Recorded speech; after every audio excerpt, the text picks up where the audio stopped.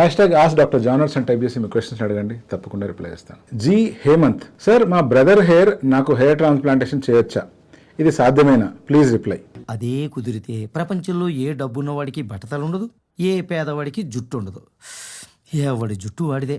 మనము ట్రాన్స్ప్లాంట్ అనే పదం వినంగానే యూజువల్గా మనకు గుర్తొచ్చేది కిడ్నీ ట్రాన్స్ప్లాంట్, కానీ ఇంకా కొంచెం దీని గురించి అవగాహన ఉన్న వాళ్ళు లంగ్ ట్రాన్స్ప్లాంట్ కావచ్చు, హార్ట్ లంగ్ ట్రాన్స్ప్లాంట్ కావచ్చు, దీని గురించి ఆలోచిస్తారు. సో హెయిర్ ట్రాన్స్ప్లాంట్ అన్న పదం విన్నప్పుడు కూడా అందరికీ ఇది కూడా కిడ్నీ ట్రాన్స్ప్లాంట్ లాగా లేకపోతే అదర్ ట్రాన్స్ప్లాంట్ లాంటిదే అని అనుకునే అవకాశం ఉంది. ఇక్కడ కిడ్నీ ట్రాన్స్ప్లాంట్ కానీ లేదా వేరే ఆర్గాన్ ట్రాన్స్ప్లాంట్, లివర్ ట్రాన్స్ప్లాంట్ కానీ జరిగినప్పుడు ఏం జరుగుతుంది అంటే, వేరే వ్యక్తి అంటే ఇతన్ని మనం డోనర్ అందాం, ఈ డోనర్ దగ్గర నుంచి ఆ ఆర్గాన్స్ ఏవైతే మనకు అవసరమో అవి తీసుకొని ట్రాన్స్ప్లాంట్ చేయవలసి ఉంటుంది. ఇప్పుడు డోనర్ నుంచి మనం తీసుకుపోయే ఆర్గాన్ పేషెంట్కి సెట్ అవుతుందా లేదా అనే చెక్ ముందుగానే చేసేస్తాం.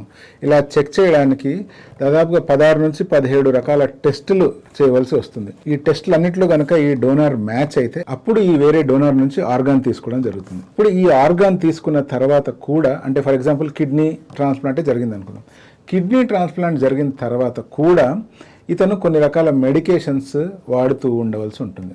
ఇప్పుడు ఏంటి ఆ మెడికేషన్స్ ఏం చేస్తాయి అని అర్థం చేసుకోవడం చాలా ఇంపార్టెంట్. మనం అందరము చిన్నప్పుడు ఆడుకునేటప్పుడు కానీ లేదా ఏదో ఒక చిన్న యాక్టివిటీ జరిగేటప్పుడు ముళ్ళు గుచ్చుకోవడము, అది ముళ్ళు కాళ్ళలో విరిగిపోవడం ఇట్లాంటివి గమనిస్తూ ఉంటాం. అలా ఎప్పుడు జరిగినా కూడా ఆ ముళ్ళు మనం తీసివేయలేదు అంటే ఆటోమేటిక్గా ఆ ఏరియాలో పుండులాగా ఫామ్ అయిపోయి తర్వాత చీమ్ పట్టేసి ఆ ముళ్ళు అనేటువంటిది బాడీలోంచి ఎక్స్పెల్ అయిపోతుంది.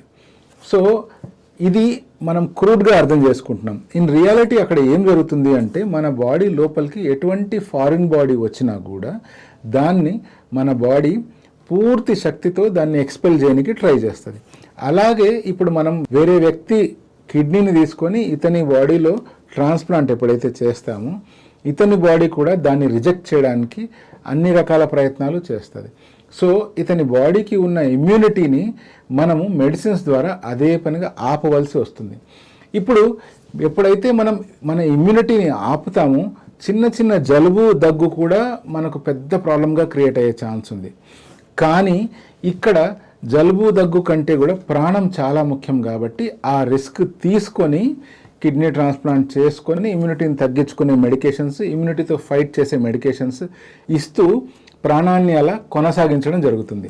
హెయిర్ ట్రాన్స్ప్లాంట్ చేసేటప్పుడు యూజువల్గా మనకు డోనర్ వ్యక్తిని ప్రత్యేకించి వేరే వ్యక్తి దగ్గర నుంచి కాకుండా మన ఓన్ బాడీలోనే స్కాల్ప్ వెనకాల భాగంలో ఏదైతే పర్మనెంట్గా మిగిలిపోయే డిహెచ్టి ఇండిపెండెంట్ హెయిర్ ఏవైతే ఉంటాయో వాటిని తీసుకొని ఇంప్లాంట్ చేస్తాం. ఇది మన ఓన్ హెయిర్ అంటే ఆటోజెనిక్ కాబట్టి మనం మన బాడీలోనే వేరే ప్లేస్లో ఇంప్లాంట్ చేసినా కూడా రిజెక్షన్ అనేటువంటిది జరగదు.